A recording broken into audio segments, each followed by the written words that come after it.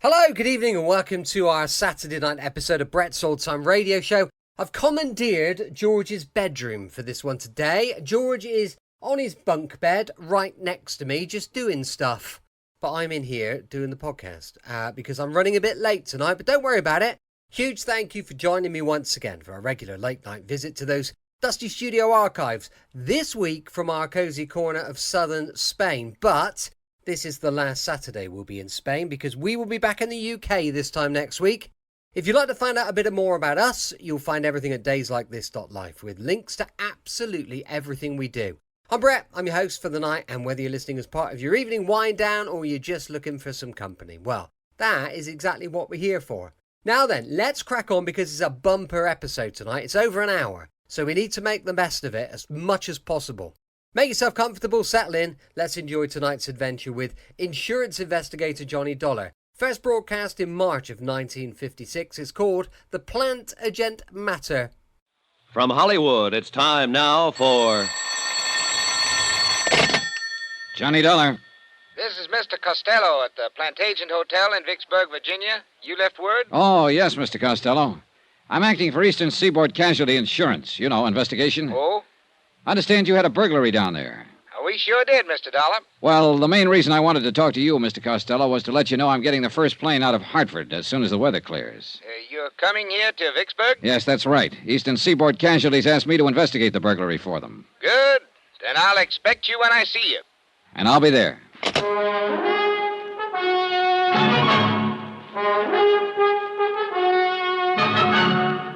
Tonight and every weekday night, Bob Bailey in the transcribed adventures of the man with the action-packed expense account, America's fabulous freelance insurance investigator. Yours truly, Johnny Dollar.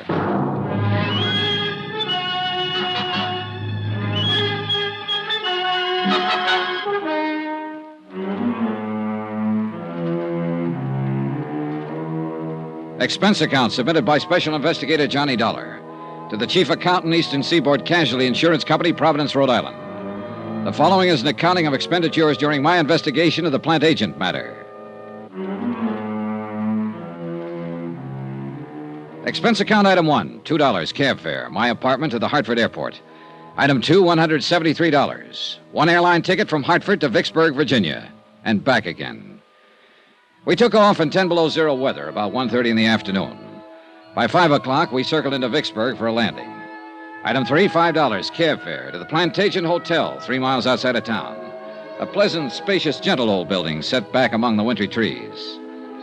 15 minutes after checking in, Mr. Costello appeared, wrung my hand, and reported that the Vicksburg police had apprehended the burglar who had rifled the hotel safe the night before. All of the loot had been recovered. As a matter of form, I spent 2 hours with the police itemizing the stolen property, which was all intact. Then I returned to the hotel, assured Mr. Costello that everything would be all right, and got busy trying to make return reservations for Hartford. Now, the rest of this report is by way of apology for my tardiness in submitting the expense account. In between phone calls to the airport, I went downstairs to the bar for a drink, and then stepped outside for a walk and a breath of fresh air. In the back of the parking lot behind the hotel, a blonde woman about 30 in a green suit was talking to a tall, typically dark man who had his back to me. They were arguing about something. As I walked past them, I couldn't help hearing too well. Please help me. Are you talking to me? Yes, please. On your way, mister. This is private. You hear me? Here, just keep your hands to yourself, bud. Well, keep rolling, then. We're having a little argument, private. Please, I don't know who you are, but I'm... Shut up! She's, had a little too much to drink, mister, that's all. Oh, that's so? Well, it doesn't look that way to me. Now, what's this all about? I just told you, Nosy, she's had a little too much to drink. Now, go on, bud. Get on your way. Wait a minute. I told you to keep your hands to yourself. Yeah. Honey, you want to keep it up? You hear me? Yes. I hear you. And I'll let it go this time, mister. Just this once. Do you want to have him hauled in, miss? Oh, no. No, that's all right. It's all right. Okay, then, okay. Come on, beat it, you. Now, listen, Beat Buster. it, I said. She's tired of you, and so am I. Go on, beat it. Okay. Just remember, Amy, I was only trying to talk some sense into you. So long, hero.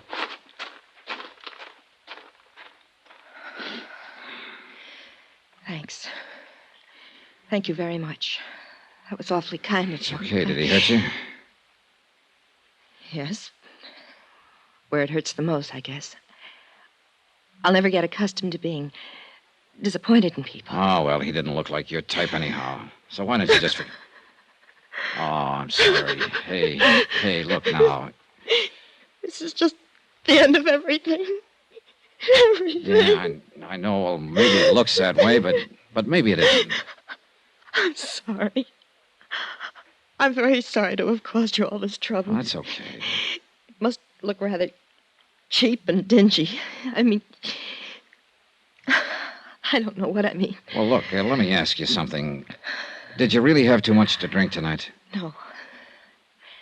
No, I only had one drink with him. All right, then maybe you'll let me buy you one. How about it? You're very kind. You look like you should be with someone for a little while right now. So what do you say? How about it? You're a very kind man.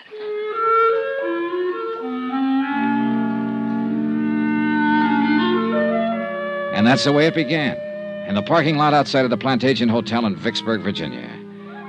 She trembled a little when I let her back inside to the warmth of the bar and the people and sat her down at a booth. Looking back on it now, I guess we had a rather strained, one-sided conversation. She did all the listening and seemed preoccupied with her problems, whatever they were. Even though I'm not the greatest wit in the world, I did manage to get a faint smile out of her. It was a nice smile from a warm, frank mouth. Item 4, 2 drinks for us.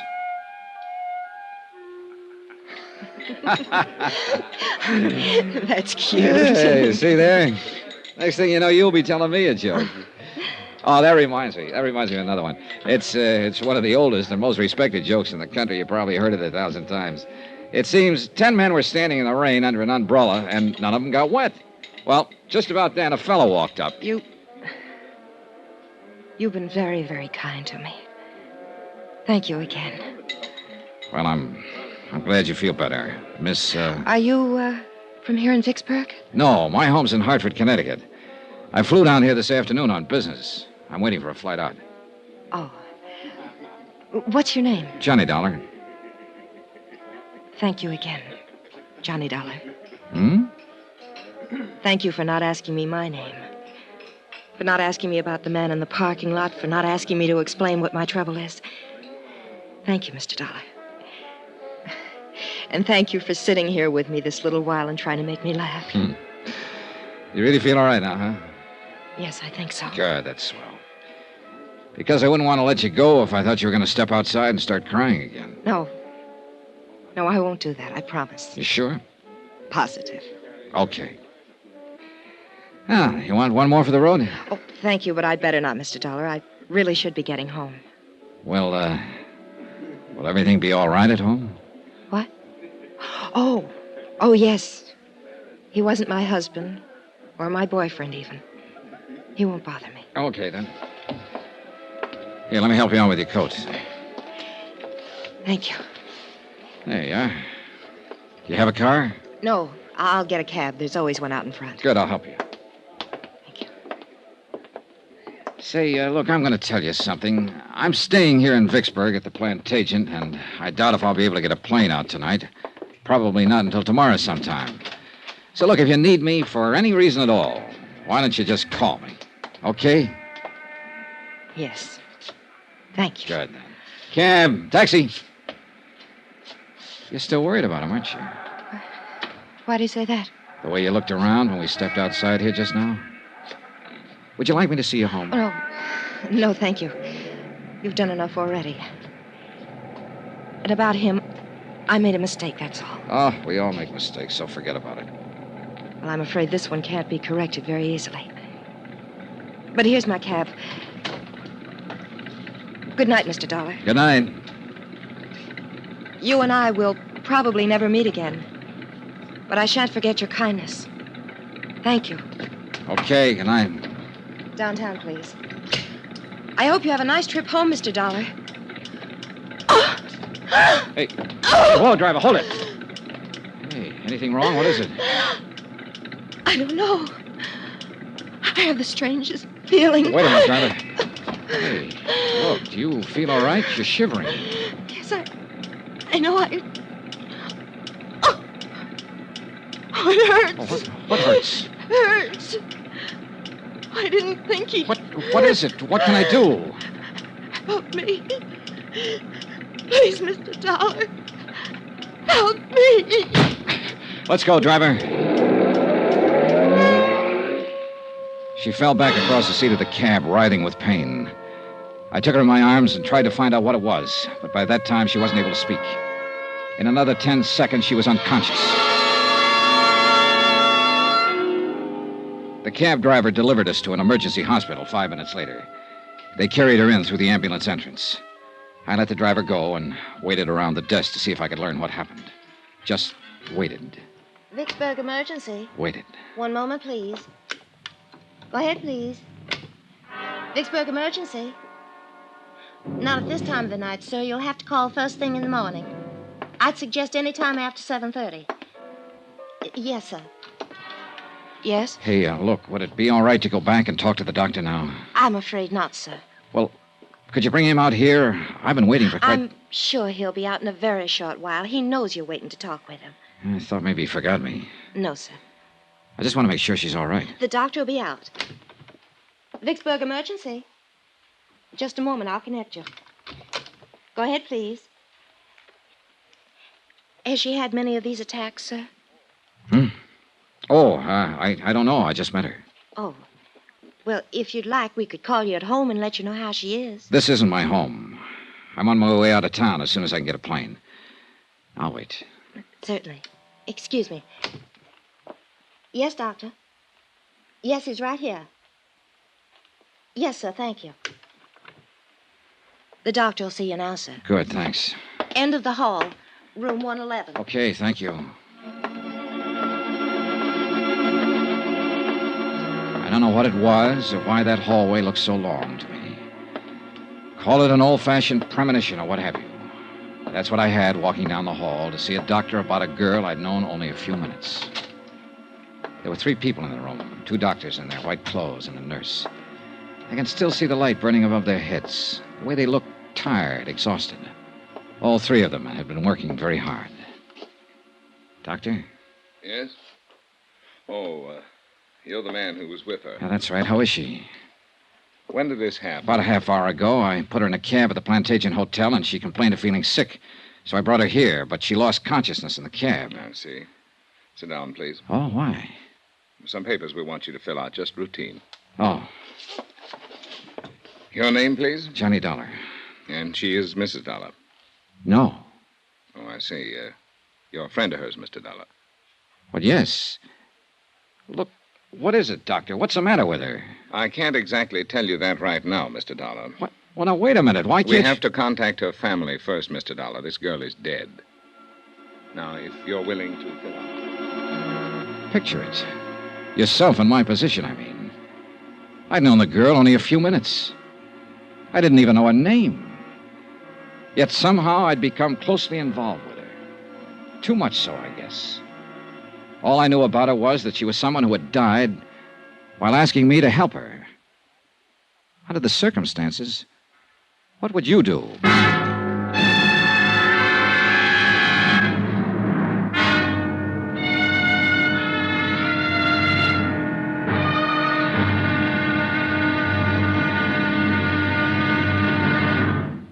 Now, here's our star to tell you about tomorrow's exciting episode of this week's story. Tomorrow, how can you help a dead girl? Somebody had to help her. And guess who? Join us, won't you? Yours truly, Johnny Dollar. From Hollywood, it's time now for... Johnny Dollar. Are you the Mr. Dollar from Hartford? That's right. Who's this? Jim Akins, Vicksburg Police Department. I'm sending a car over to pick you up, Mr. Dollar. Some questions I want to ask you about that young lady you were with last night. I hope you weren't planning on leaving town. Of course I wasn't. I canceled my plane reservations last night. If you tell me where you're located, I'll come down by myself. No sense getting head up. You aren't in your own backyard now, you know, Dollar. I know where I am, the town where a girl died in my arms. If you can stop getting lacy with me for a minute, maybe you can tell me who she was. Why? Because I'd like to talk to her family. I was the last one to see her alive. Who is she? We haven't identified her yet. To us, she's still Jane Doe.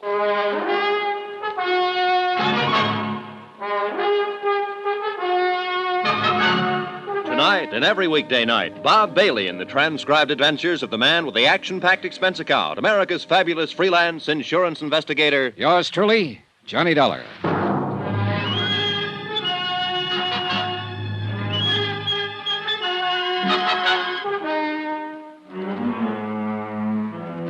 Expense account submitted by Special Investigator Johnny Dollar. Location, Vicksburg, Virginia. To Special Investigator Johnny Dollar.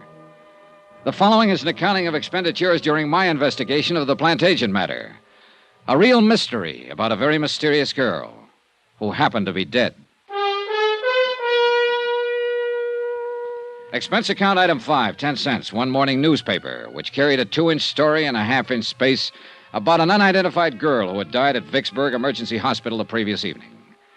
I was reading it over in the lobby of the Plantagent Hotel when one of the Vicksburg police force stepped up to the desk and asked for my room number. He was a swarthy man in a black suit, plain clothes type. Well? I beg pardon? I'm Johnny Dollar. Oh. Jim Akins. We talked on the phone a little while ago. You said you were sending a car. Well, you sounded so huffy about everything, I thought I'd drop over myself to say hello. I got the car outside. Okay, let's go then. Where you from, Dollar? Hartford, Connecticut. I'm an insurance investigator. Look, I talked to a man in your burglary division yesterday about the burglary they had at the hotel yesterday. I was sent down here by Eastern Seaboard Casualty Insurance Company. You got any identification on you? Yeah, sure. Here. Okay. Look like who you say you are. Now, just what was your connection with that girl who died at the emergency hospital? I met her outside in the parking lot last night, back of this hotel. She was with a man. I don't know who he was. They were having an argument. I stopped when she asked me to help her. I got rid of the man and took her inside here and bought her a drink. Then I started to put her in a cab to send her home. But she got sick before the cab could take off, so I took her to the hospital. She died there. And that, Mr. Akins, is it. How long did you know her? About a half hour, all told. She didn't tell you her name? No. Where she lived? No. Name of this man she was with in the parking lot, who was he? I haven't the slightest idea. Well, what kind of trouble was she having with him? She didn't tell me that either. I didn't ask her. But you sat in the cocktail lounge over there and you had a drink or two. One. No name, no address, no nothing. Well, maybe we better do all our talking downtown. Anything you say, Akins. Let's go.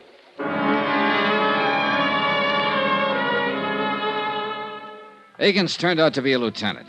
And it took him the whole ride downtown to thaw out and make up his mind that I was just as concerned about what had happened to the unidentified girl as he was. He rephrased, but asked me the same questions in front of a stenographer when we got down to his office. He was still asking me questions when he led me and the police stenographer to the basement of the building, the morgue. And she didn't say anything to you about herself before she collapsed, huh? No, all I know is what I've told you. You're sure? Positive. Hey, look, let me ask you one. I've put up with yours for over an hour now. Why, sure. What killed her? Yeah. Well, do you know? No, we're still trying to find out. What'd you talk about while you were having a drink with her? She asked me for help, that's all. It seems she needed somebody else to do the talking at the time, so I did it. I made jokes and tried to get her to laugh. I was a great big cut-up. Get sawed me if you want. It won't do much good. Still got some things to find out.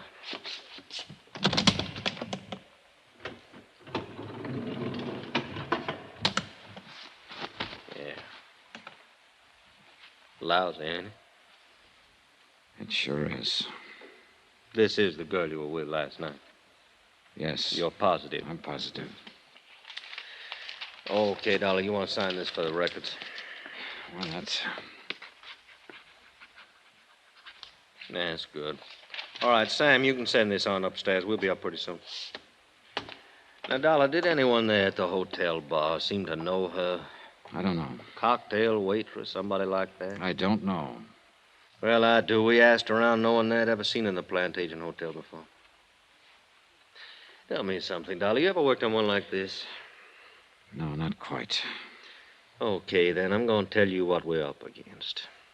All the clothes she was wearing was standard brand stuff. Mostly come from stores downtown, some of them New York. It's going to take us a long time to check them out. We may not be able to trace them at all. We're going to work on the cleaning marks, too, and that'll take time. Now, from what you say and from what she said, and that wasn't much, she's probably a local girl. Somebody's wondering about her, but nobody come in and make out a report asking for her. I hate to do it. I might have to take a picture, run it in tonight's paper, just to find out who she is. That could be pretty lousy for somebody. It's a lousy business. I thought you could help me, Dollar. How? Well, two things. One, that bird she was with. He was arguing with out in the parking lot, you say. That meant he must have had a car out there. But you didn't bother to take a look at it. No, I didn't. And another thing now, where's her purse? I don't know. Well, she must have powdered her nose when she sat down to have that drink with you. Every woman does. She must have reached for a cigarette or something in that purse. So where's that purse? I don't know. Well, now, you see? You see how much help you are to me? Oh, just a second.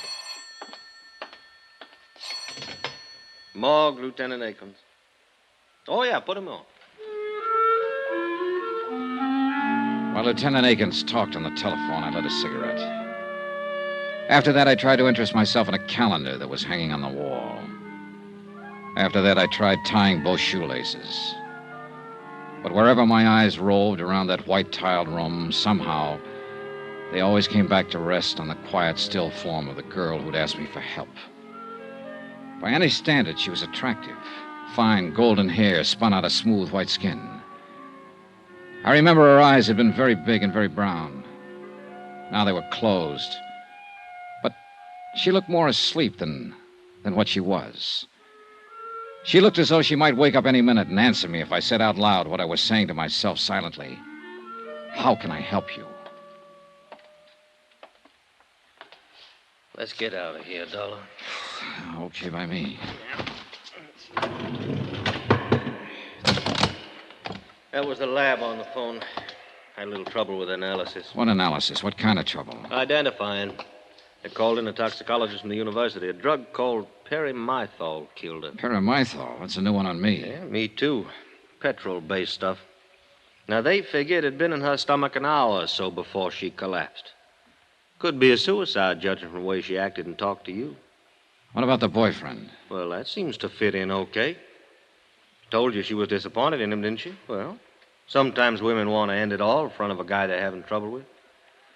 It'll probably turn out that way. You talk like a cop, Akins. That's what I Everything's am. so simple. Make it fit into your formula. This girl knocked herself off because she lost her boyfriend. This girl killed herself because she lost a job. Fill it in. Get it off the books. Whoa, Dollar, whoa. What's the matter with you? What are you getting at? Oh, I don't know. Forget it, will you, Lieutenant? No, now, wait a minute.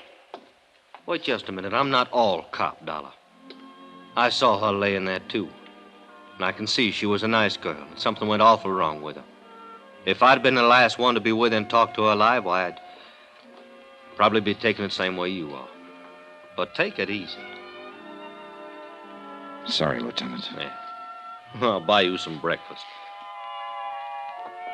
He did, but it didn't help much. And after that, we shook hands and parted. Expense account item 6, $2. Cab fare back to the Plantagent Hotel. I went up to my room, packed my bags, called the airport, and made arrangements to leave on the 6 o'clock plane. There was nothing more I could do about the case. Nothing more at all. It was police business. I had time before the plane for a quiet drink at the hotel bar. What's your pleasure, sir? Oh, some of that little water. Yes, sir. You on duty last night by any chance? Yes, sir. Why you ask? I just wondered if you happen to remember me. No, sir. Was you at the bar? At that table over there with a lady, a blonde girl in a green suit. Well, I'm sorry. I just don't remember. Well, here you go. Thanks. Here, keep the change. Well, thank you, sir. Now, I probably waited on you, but, well, so many people, you know. Yeah, sure. Why you ask? The lady lost her purse. Thought maybe it might have been turned in here. No, sir. We didn't get any places last night. A couple money clips is all. Not much in them either. Mm-hmm. You're talking about the lady who died later on, ain't you, sir? Yeah. Yeah, I am. Police officers was in here asking the same questions. I thought they would be. You, policeman, too? No, I was a friend of hers. Oh. Well, then you should call the police. They're still trying to find out her name. So am I. Well, I thought you said she was a friend of yours. I didn't happen to know her name. It didn't seem important to ask it last night. I just don't understand. I can tell you one thing. I might have saved her life if I'd asked her name. And some other things. Yes, sir. Sure.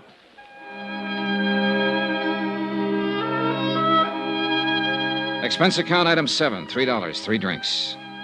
I sat there for almost an hour talking to the bartender. Once, when he stepped out to the kitchen, I went over to the booth where I'd sat the night before with the unidentified dead girl. I searched down on the cushions, behind the table, under the chairs, hoping the missing purse might still be around. I found nothing. Then I had another idea. I left, went out to the parking lot where I'd first seen her. Got your car, mister? No, I don't have one. Oh, well? Hey, look, last night I was out here with a lady. I met her and a man here in the parking lot, about over there where that Chevy is. Uh-huh. So what? Well, the lady lost her purse last night. I just wondered if it might have been lost out here someplace. Well, it might have been. Nobody turned anything into me. Want to take a look? Sure, good. All right. About what time last night? Oh, around 10, maybe a few minutes after. Uh-huh. A lot of cars in and around that time of night. Did you look last night? Oh, I didn't know it was missing until this morning. Oh. About here, you say, huh? Here's the Chevy. Yeah. Well, let's take a look. Yeah, make it a good one. Yeah. Well, hey! I think you're in luck. Huh? Yeah. Yeah, here's a purse. Hey, you're in real luck. Is that hers? It was hers, all right. A green suede purse, the same color as the green suit she'd been wearing. It still carried the faint, sweet odor of her perfume as I remembered it. I looked inside, but there was nothing to tell me her name. Lipstick, comb, a $10 bill, and some small change. And one other item. A .32 automatic, recently fired.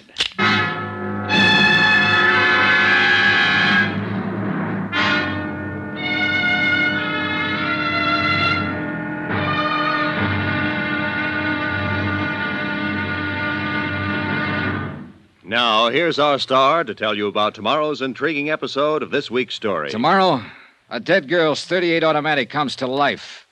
Join us, won't you? Yours truly, Johnny Dollar. From Hollywood, it's time now for... Johnny Dollar. This is the hotel operator. Ready with your call, Mr. Dollar. Oh, good. Police Department, Sergeant Peters. I want to talk to somebody in the personnel division. Sorry, I haven't got one. What can I do for you? I want to get some information about a gun, find out who it was licensed to and so on. Come down to licensing division. I think we can help you there. Where's that? 220 City Hall. Do you have the weapon? Yes. Be sure and bring it along with you.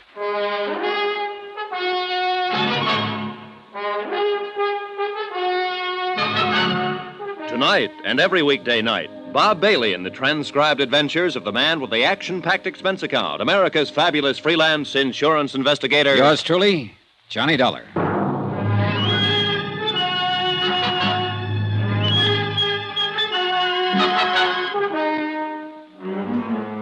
Expense account submitted by Special Investigator Johnny Dollar to Special Investigator Johnny Dollar for personal reasons. Location, Vicksburg, Virginia. Purpose? Well, it all started as an investigation of a burglary at the Plantagent Hotel. Once that was out of the way, I happened to run across a girl having an argument with a man in the hotel parking lot. She asked me to help her. I did. Girl suddenly gets sick and dies. Poisoned. I stay around to help find out who she is. I don't know that. But I do know that she had a .38 in her purse. 3 bullets recently fired. Expense account item 8, $2, cab fare from the Plantagent Hotel, the 2 miles into Vicksburg City Hall, and room 220 as per instructions of Sergeant Peters. I felt more than a little guilty bypassing Lieutenant Jim Akins, who had questioned me earlier about the case. Yes? Sergeant Peters? That's right. Can I help you, sir? I hope so. I'd like to know if this gun's been registered with you people. Let's have a look. You just buy it? Yeah. Got your bill of sale with you? Well, do you have to have one? You should. Who'd you buy it from? Oh, a fellow I met in a bar. Have you a permit to carry this weapon? Well, no, I haven't. Are you going to carry it? Oh, no. Then why'd you buy it? Oh, I just wanted it, that's all. Is there a law against that? No. But there's a law against practically every other thing about a gun. You want to read those numbers off to me? Sure. JJJ-4769-992. And then there's an X. Okay. Make, Colt, Caliber, 38. Automatic, 7-shot. Yeah. Here, you'll have to fill this out. Pencil's over there. This'll take a minute for me to check. It took 15 minutes. In the meantime, I filled out the form which notified the Vicksburg police that I was in possession of the above described weapon, that I did not wish to apply for a permit to carry it, and so forth and so forth. After that, I stood around and smoked a cigarette and wondered if I should step downstairs and tell Lieutenant Jim Akins that I had found Jane Doe's purse and the gun. But before I had time to make up my mind... Here we go. The gun was purchased in 1950 by the Piedmont Banking Service. That's a local armored truck outfit over on Maple Street. The gun was permitted for carrying to Raymond W. O'Connell, 232 Polk Street, this city. Thanks. Raymond O'Connell. Yeah. Anything else? Well, that's all. Thanks.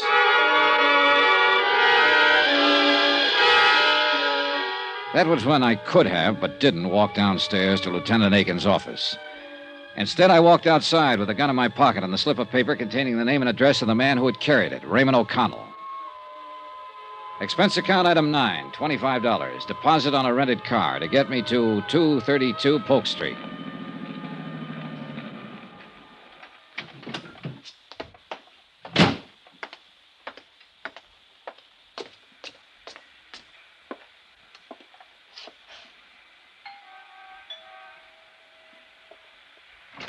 Oh, Paul, darling, you're early. I'm hardly ready.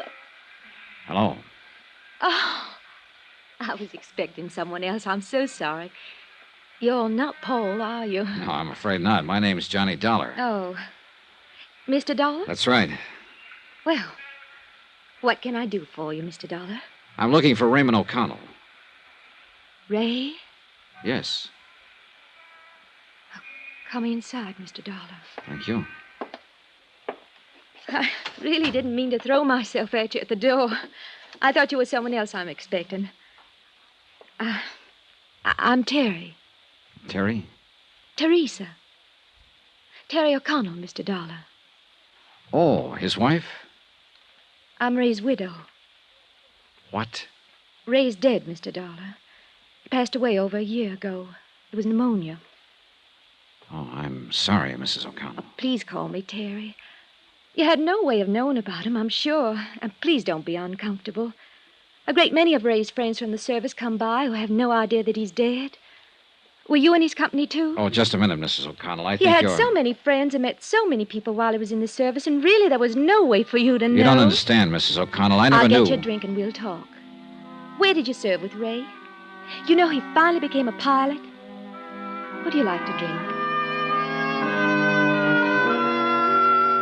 She was young and dark and very pretty.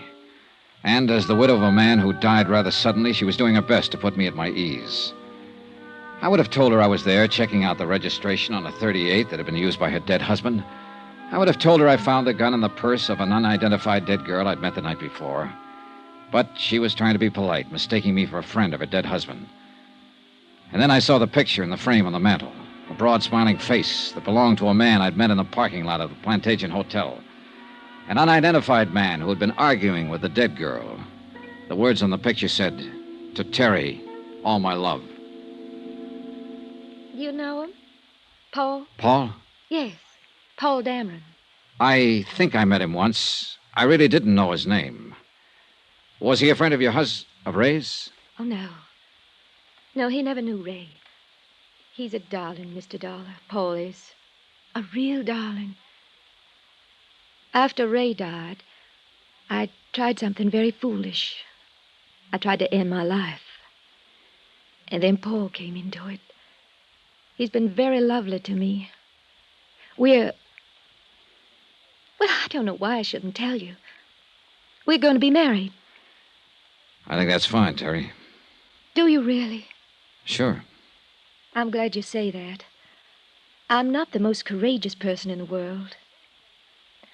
I suppose Ray mentioned our lives together. It was perfect with Ray, Mr. Dollar. Perfect. But now Ray's gone. And I've been able to face that. I think I'm going to find a new life with Paul. You must meet him. He'll be here soon. We're dining out tonight. Well, perhaps you'll join us. Well, thank you, Mrs. O'Connell, but I can't make it tonight. How long will you be in Vicksburg? I don't know exactly. Where are you staying? The Plantagent Hotel. Well, perhaps I could give you a ring and we could make it another night. I know you want to talk about Ray. Of course, Paul understands. I'm sure he does. He's truly a wonderful person.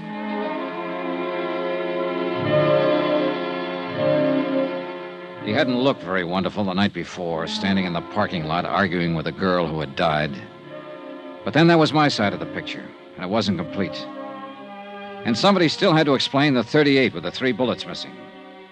I left Terry O'Connell, went outside and bought an evening paper, and then sat in my rented car reading it. The photographer at the morgue had done a good job. The unidentified girl's picture was on page 1.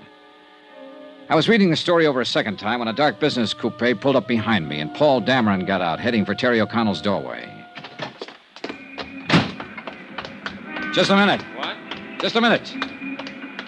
Hello, Paul. What? You? Yeah, me. Now, look, Dameron. What are you doing here? How'd you know my name? Or are you some professional gunsel coming around to sock me again? I still don't... Stop it, will you, Dameron? My name's Johnny Dollar. I want you to tell me who that girl was last night in the parking lot. The one you had the big argument with. Huh? Oh. Well, you were the big hero there, butting in where it was none of your business. I didn't like it then, and All right, simmer down, will you? Who was she? Come on, what's her name? What's it to you? Look, Dameron. Okay. It's Amy. Amy Duran. Amy Duran. Yeah. We work at the same office.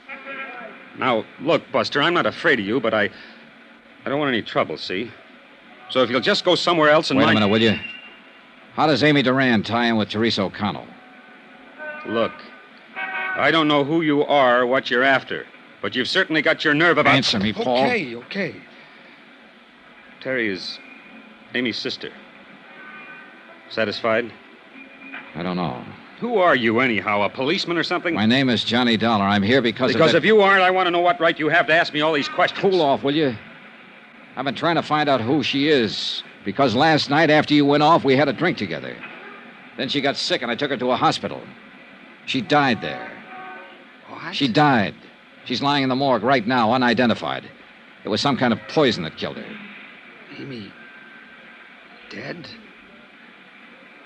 No, I don't believe it. Here. It's in the paper tonight. The police are trying to identify her right now.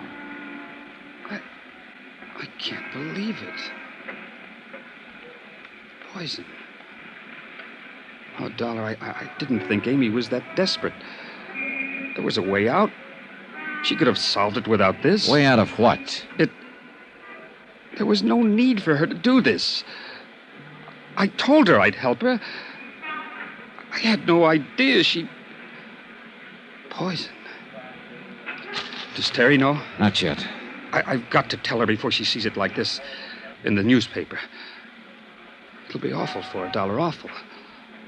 Look, I apologize for the way I've acted, the way I was last night. I was upset. I can see now you're trying to help. Now, let me go in and break this to Terry. Call me later. Here, my card. Call me.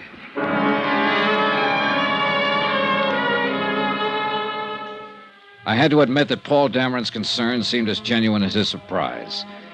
He rushed up to be admitted to the O'Connell house. After he was inside the door, I went back to my car and took out the .38 automatic that had led me to the sister of Amy O'Connell. 3 bullets still missing. I drove downtown to the Vicksburg police station to turn the gun into Lieutenant Akins and tell him the whole story as I knew it.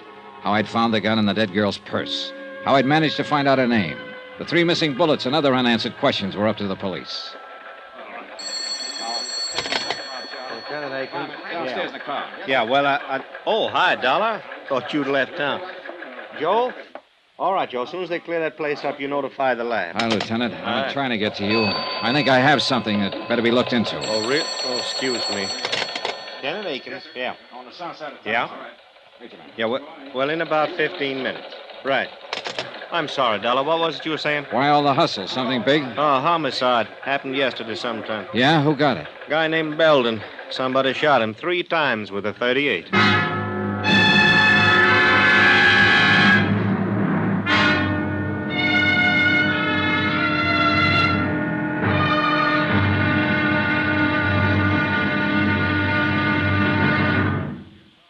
Now, here's our star to tell you about tomorrow's intriguing episode of this week's story. Tomorrow, information about the gun that blows the whole case sky high. Join us, won't you? Yours truly, Johnny Dollar. From Hollywood, it's time now for Johnny Dollar. This is Mr. Oldfield calling, sir. You left word at my office, Mr. Dollar. That's right, Mr. Oldfield. I think I'm going to need an attorney. Divorce, civil suit, what, Mr. Dollar? Withholding evidence. Murder. Let's take the murder first. Who did it? I don't know, but I'm pretty sure I have the murder weapon in my possession right now. Who was killed? A man named Belden, I think. What do you want me to do, sir? Take my statement, notarize it, give me some legal advice. Where are you? Police station in the pay booth down the hall from homicide. I'll meet you there in 5 minutes.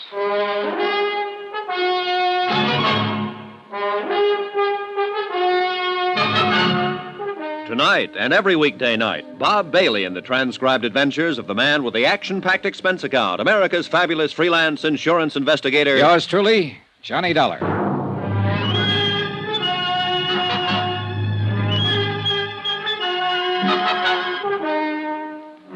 Expense account submitted by Special Investigator Johnny Dollar. Location, Vicksburg, Virginia.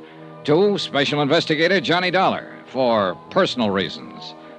Attention, Chief Accountant, Eastern Seaboard Casualty Insurance Corporation, Providence, Rhode Island. Dear Jim, I'm attaching my own expense sheet to your bill for clarification purposes. Expense account item 10, 10 cents. 1 cup of coffee at the counter in the lobby of the Vicksburg police station while I waited for Samuel W. Oldfield, attorney at law, to appear. He was there in exactly 5 minutes. Mr. Dollar? That's right. Sam Oldfield, sir. You're the only one here in the lobby, so I figured you were the right man. Yeah. Cup of coffee, Mr. Oldfield? No thanks. Gives me heartburn. But now sit down, will you? That was a pretty interesting phone call. Tell me, who are you, sir? Johnny Dollar. I'm a private insurance investigator. Mm-hmm. How'd you get my name? I looked it up in the yellow pages of the telephone directory. You don't live here in Vicksburg? No, I'm from Hartford, Connecticut. All right, sir. Now, tell me about the murder and the withholding of information. Maybe I better start from the top. Go right ahead any way you like. Well, 2 days ago, I flew down here to investigate a small burglary at the Plantagent Hotel. It was already solved by the time my plane got in. Police? Yeah. I had nothing better to do, so I waited around the hotel bar for my return reservation back to Hartford. Then I happened to walk outside to the parking lot for a breath of fresh air. I saw a woman and a man standing there arguing. When I got close to them, the woman asked me to help her. I did. How do you mean? Well, the man she was with started to act like a kid. He got rough, so I shoved him away. Go on. Well, the woman was upset, so I took her inside the hotel and bought her a drink. After that, I put her in a cab and started to send her on her way. She started to act sick about that. Wait. Is this the woman whose picture was in the paper tonight? The one who died of poisoning and the police don't know who she is? Yeah. I don't know who she is, Mr. Oldfield. Except that her name's Amy Duran. I found out her name because I found her purse and there was a gun in it. A .38 Colt registered to a man named O'Connell. I checked on the gun here at headquarters, went out to the address and found out O'Connell was a bank guard and had died about a year ago. I talked to his wife, Teresa O'Connell. While I was there, the man I'd seen the night before showed up. His name's Paul Dameron. Now, I didn't tell him or Mrs. O'Connell about the gun. I came down here to give it to the police and tell them. But when I got here, Lieutenant Akins was pretty busy trying to solve the murder of a man named Belden, who'd been shot with a .38 3 times. There are 3 slugs missing from the gun I found. You got a light, sir? Yeah. Here you go. When you found Amy Duran's purse, why didn't you turn it over to the police? Oh, Well, somehow I thought maybe I could help the girl. I mean, her last words before she died were, help me. And for some reason or other, I thought maybe I could. You have any cards or letters, anything like that? Something that says you're what you say you are, sir? Yeah, sure. Let's see. Okay, Dollar. Now, as I see it, you probably hooked up with someone who did some shooting. And that's what worries you. I want you to take my statement and notarize it before I turn the gun in. That'll protect you some. If they want to get nasty, they can, though. You know that. Yeah, I know. Well, as I see it, the main job here is to try to keep you out of trouble. And a statement explaining your motive for participation in the whole affair might help. That's why I called you. All right, then. Now, Dollar, Yeah? you didn't shoot anybody, did you? No. Okay, then, sir. Let's go over to my office.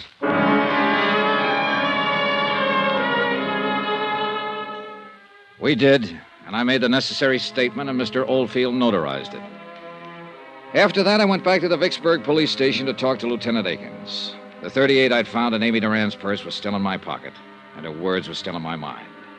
Help me. Please help me.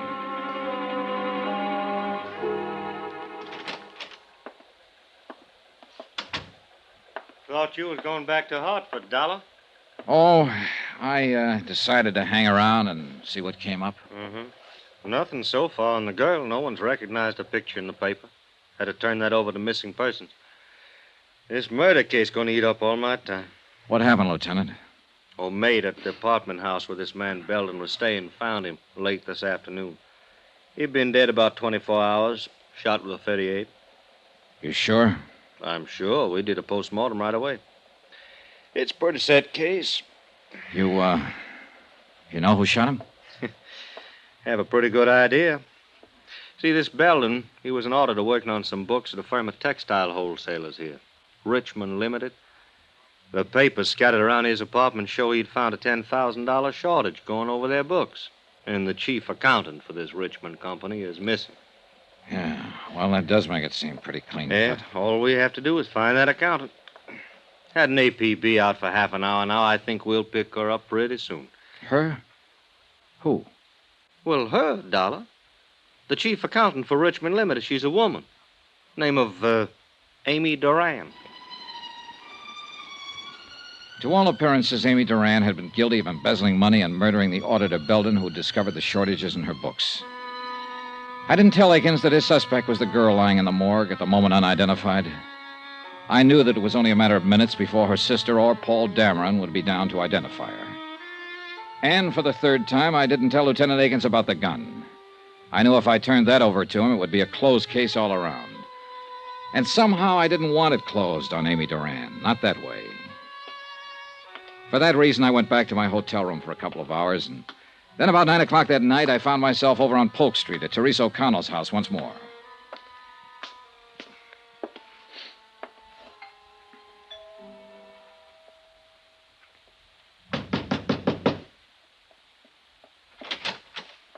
Oh. Hello, Mrs. O'Connell.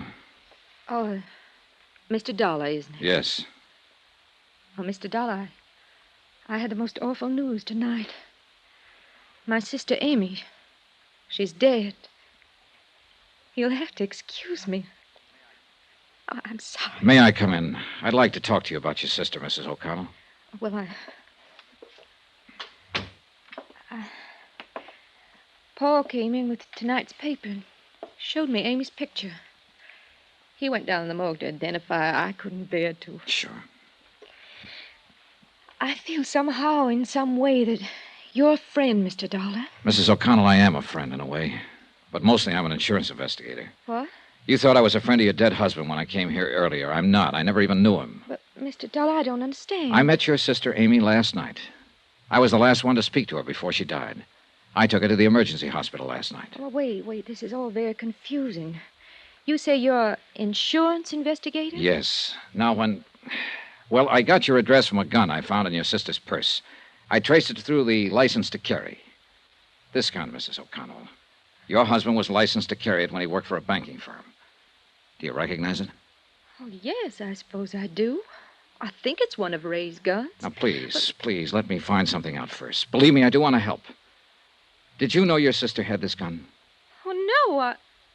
What would Amy want with a gun? I mean, well, she could have picked it up here any time she came over and probably did.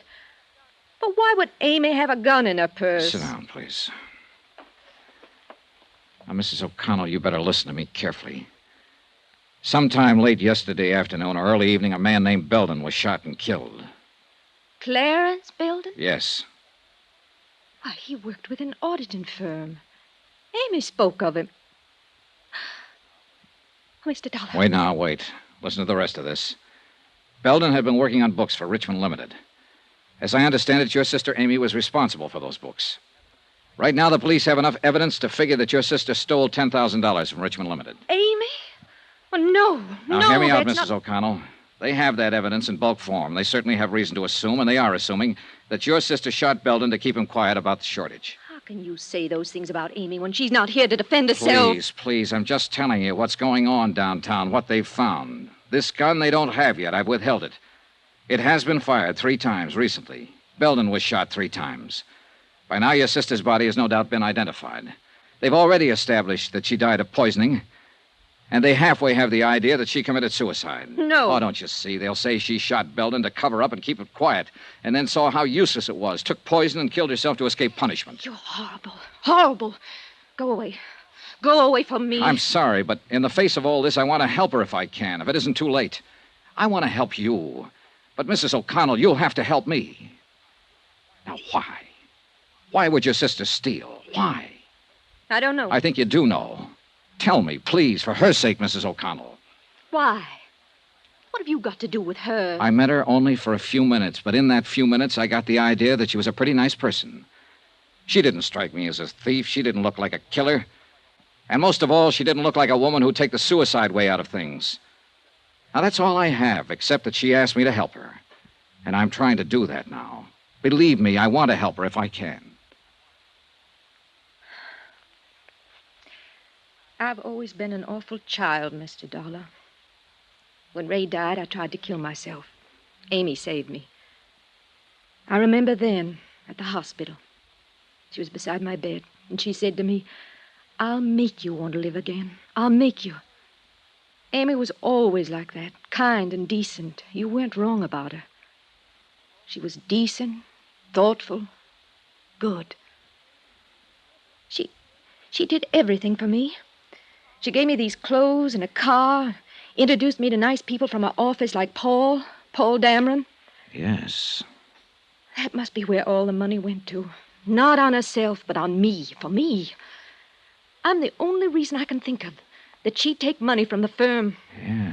Yeah. I didn't know she was stealing from me. I didn't know. I wouldn't have let her do it. She didn't have to pamper me that much. I'm not that much of a child. She didn't have to do it. She didn't have to do it. Wait a minute. She didn't kill herself. She didn't steal. She didn't murder that man. I did all those things because it was all for me.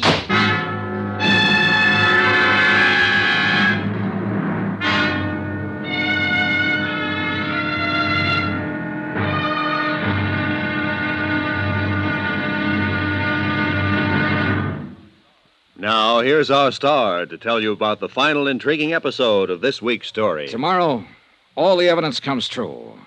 A helpless dead girl gets her help. Join us, won't you? Yours truly, Johnny Dollar.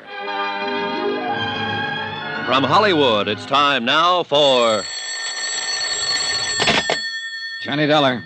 This is Paul Dameron, Mr. Dollar. I was afraid you left town, and I wanted to talk to you. Mm-hmm. I wanted to thank you for your kindness about Amy and the way you handled Terry. It was darn decent of you. And of course, I want to apologize for my attitude again. How's Mrs. O'Connell? Terrible. I mean, the papers this morning connected her sister Amy with murdering Belden and committing suicide. I'm curious. How did you get to her? I found Amy's purse, and there was a gun in it. I looked up the registration. Oh, the murder gun. I don't know. I haven't turned it over to the police yet. Why? Because I still can't believe Amy Duran was the kind of girl who'd shoot a man and then take poison.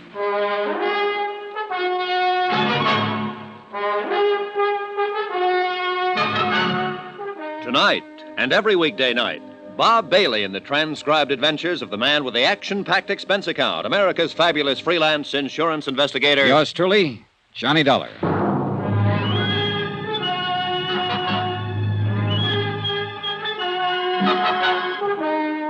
Expense account submitted by Special Investigator Johnny Dollar. Location, Vicksburg, Virginia. To Special Investigator Johnny Dollar for personal reasons in connection with the Plantagent Matter. Expense account item 11, $15, legal fees for services rendered by lawyer Sam Oldfield. Now, sign here, Dollar. And here, sir. Okay, I guess that's it. What now, Mr. Oldfield? This statement you've made to me clearly states your intentions in this matter, your motives. You attempted to help a girl who died in your company. You had no idea she might have committed a murder or embezzled $10,000. You withheld evidence, the gun you found in her purse, in the hope of identifying her and saving her family some grief. I hope you don't have to use this stuff. We'll see. I'm going to turn the gun in now, and you're coming with me. It's about time. Nothing personal, son. I think you did a lot of dumb things for her. From what they're saying in the papers about her, I don't think she deserved it. But then we all make wrong guesses sometimes, I suppose. Let's get this over with.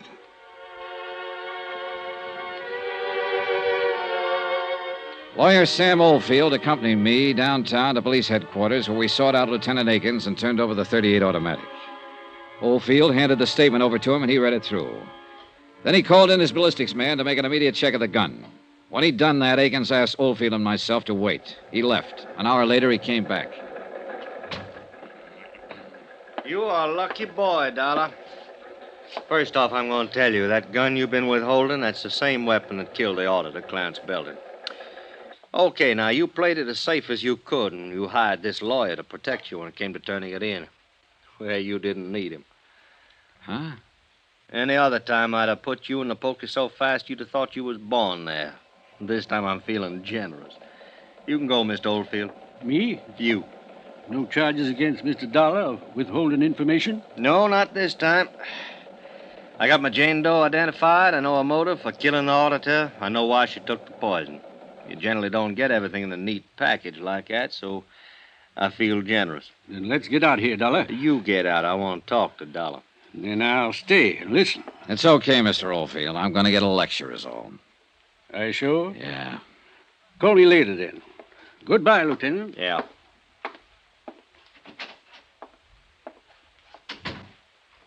One thing more, Dollar. We found an empty bottle of paramythol in Amy Duran's medicine cabinet, and that cinches that suicide part, in case you had any doubts. It's a closed case. Uh-huh. But you didn't help me close it, Dollar, and you could have. You worked with the police for years. You were an officer yourself once. What makes you think you can come down here and run around doing all these things you've done and get away with them? Why didn't you turn that gun in with the purse as soon as you found it? All right, I'll tell you, because I... Oh, it doesn't make any difference now, Lieutenant. You got your case. And you're lucky, darn lucky boy I don't have you, too. Because you know just as well as I do that... Oh. Lieutenant Akins. Okay, right away. Dollar, I got business to take care of. Next time you're in my town, you take it easy. I will. But I don't think I'll ever come to your town again. On general principles.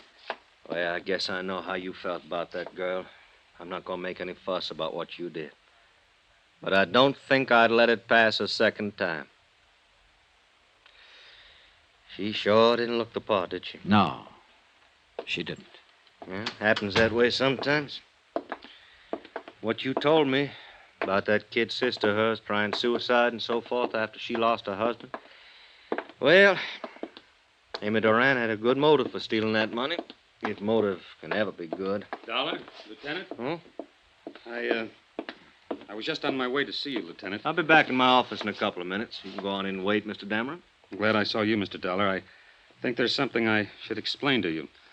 You'd be interested in this, too, Lieutenant. Mr. Dollar saw me arguing with Amy Duran in a parking lot at the Plantagent Hotel last night. She just told me about the shortage in accounts. She hadn't told me about killing the auditor. I want you to know that I was racking my brain trying to find a way to get hold of some money to make up the shortage. I was always very fond of Amy. I wonder, Mr. Dollar, if I could give you a check. Huh? Something for your kindness. Nothing, thanks. Well, I'd like to. You did something very decent. No. Oh. Well, I suppose you'll be leaving soon. Goodbye, and thanks again. I'll be in your office, Lieutenant. Right. Got to him, too, if it's any comfort. What was that business in the parking lot? Oh, well, I hit him. He was arguing with her, that's all. Oh. You weren't the only one trying to help her, Dollar. Him.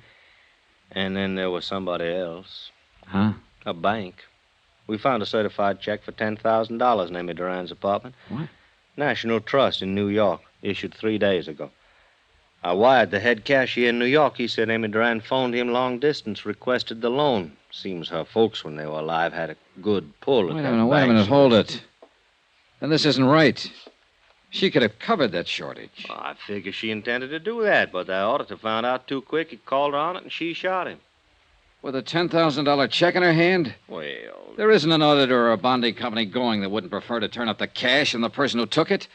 They'd listen to any reasonable story. You know that. well, the auditor must have scared her, Dollar. She shot him, didn't she? She committed suicide, didn't she? You make a lot of noise, Akins, but you aren't any happier about this than I am, are you? No. Why let the papers have it the way it is? Well, so that whoever knows Ansel will get careless. Sure, it burns me. Somebody thinking the police are as dumb as this. Burns me. Well, what are you going to do? Wait. Just wait. I found that pretty hard to do. And the more I waited and the more I thought about the matter, the more restless I felt. So I didn't wait. I got out and started interviewing people who had known the murdered auditor. The consensus was that he knew his business, that if he'd found a shortage and someone offered to reimburse the company, he had been the kind of old hand who would have listened to them. Why, I asked myself, if Amy Duran had a $10,000 check to cover her shortages, why did she shoot the auditor and then commit suicide? Why? It didn't make sense.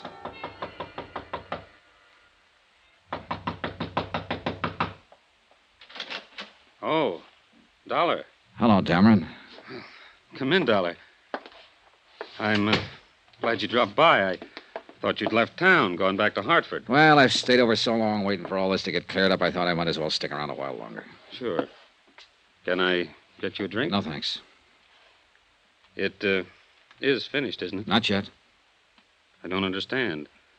I talked with Lieutenant Akins today after I saw you with him. He said it was all over as far as he was concerned. You're talking to me now, Dameron. I'm the guy who went out on the limb. And I appreciate that a great deal. A question I want to ask you. You knew Amy Duran, worked with her at Richmond Limited. You're engaged to marry her sister. Did you know Amy had a $10,000 check in her hand the day she died? Really? That was enough money to cover the shortages in her accounts. Well, I'll be darned. Why do you suppose she shot him? Did what she did then? I've been thinking about that, Dameron. There's only one reason I can think of. Because Amy Duran didn't steal any money, because she didn't shoot any auditor, she didn't commit suicide. I think she borrowed that $10,000 from New York to cover up for somebody else. Somebody else? Who? You. Maybe you better leave here. You're upset. That auditor was a smart guy. He'd been in the business a long time. He found out who'd been taking the money. He called you over to ask you about it, ask you if you could repay it. You lost your head and you shot him with a .38 you picked up over at Teresa O'Connell's one day. Now, look. Then you fixed up all the reports to make it look like Amy Duran did the job. You're crazy. That's fantastic. If you think I'm Amy going to... Duran borrowed money to cover for you. She did it not because you were worth it, but because you meant something to her kid sister. You meant something to Teresa O'Connell, who'd lost one husband and tried suicide because of it. A Teresa O'Connell who couldn't afford another major tragedy. A Teresa O'Connell who might try suicide again if the man she was going to marry turned out to be a thief. You counted on that, Dameron. I don't know what you're talking about. Now, One thing you hadn't counted on was the auditor picking it up so fast. And when he called you, you had to kill him to keep him quiet. Then you made a date with Amy out at the Plantagent Hotel. You slipped poison in her drink and planted the gun in her purse. This is all talk. Just talk. You have nothing to prove. She had one drink with you before you argued with her out in the parking lot. She told me. And the bartender later verified it. Then I came along. Now, look.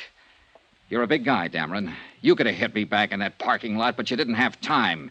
You still had to get over to Amy's apartment and plant an empty poison box. You're crazy. You have no proof of this. No proof at all. No, I haven't. But I've been thinking about it all day, and there'll be proof.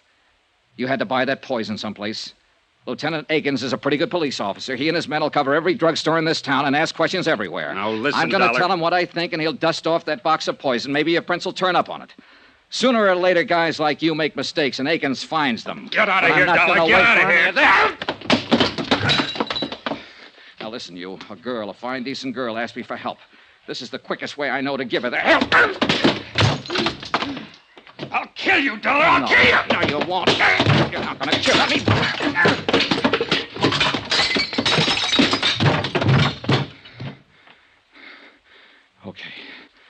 Okay, come on. Get up. Get up. I've had enough. I want you to tell it now, right now. Over there. Pick it up. Go on, pick it up. Okay, here. And you know who to call.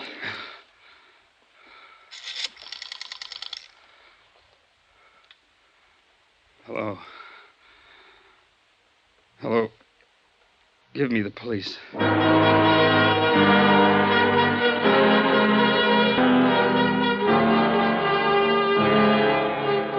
Expense account item 12, $55, room and board. Item 13, $55 airfare and miscellaneous getting me back to Hartford. Total expense account, $702.13.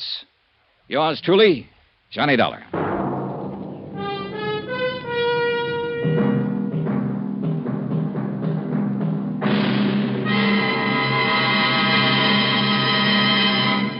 Remember, there'll be another exciting story of yours truly, Johnny Dollar, beginning next Monday night. Next week, a whole city is aroused by one of the dirtiest rackets of modern times.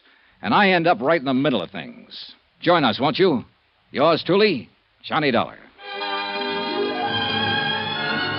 Yours truly, Johnny Dollar, starring Bob Bailey, is transcribed in Hollywood. Written by John Dawson, it is produced and directed by Jack Johnstone. Heard in this week's cast were Michael Ann Barrett, Gene Bates, Marvin Miller, Frank Gerstle, Lawrence Dobkin, Jack Crucian, Ken Peters, and Herb Butterfield.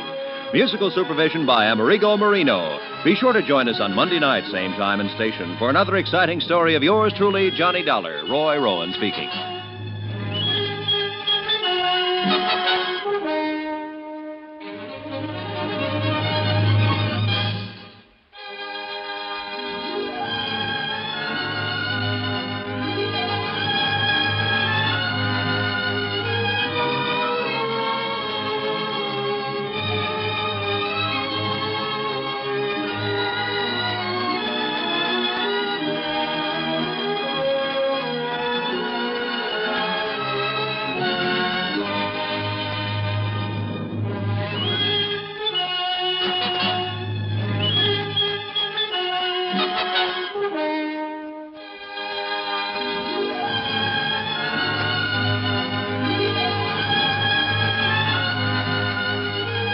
Welcome back. I hope you enjoyed tonight's episode of Yours Truly, Johnny Dollar. Don't forget, we'll be back with comedy and Dad's Army going live at 5 p.m. UK time tomorrow. Thanks for listening. I'm here with you 7 days a week, each and every week, and I'll see you tomorrow on Brett's Old Time Radio Show. Love you, bye.